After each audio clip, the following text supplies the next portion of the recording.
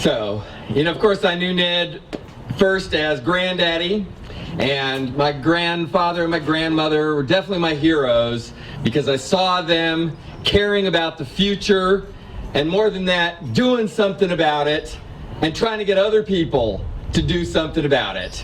It became, when I looked down at my coloring books when I'd come over to visit, I was like, pollution? What am I'm coloring about anti-pollution.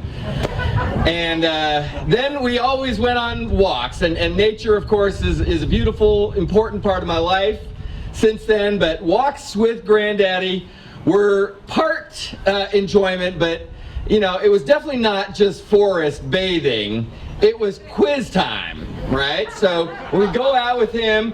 On the way, the first time it might take you by surprise, he'd be pointing out, oh, look at this pretty purple flower, this is a this, and this one's a that, and we get a little further, and then you come to one he'd seen before, he says, now what's this purple one? And I'm like, I don't know, I didn't know there'd be a quiz later.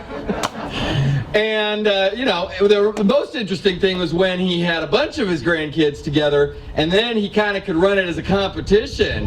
And he'd be like, oh, they remembered like 6 or 7 already. How come you're down at 3? What is it?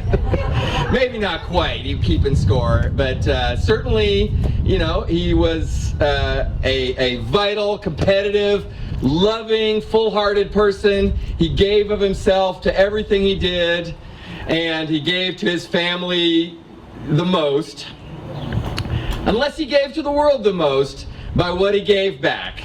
And it is such a thrill to have people remembering him and talking about him, and my grandmother and the things that they've tried to do. And I hope we can keep the gifts we've been given and share them and spread them on further. Thank you very much.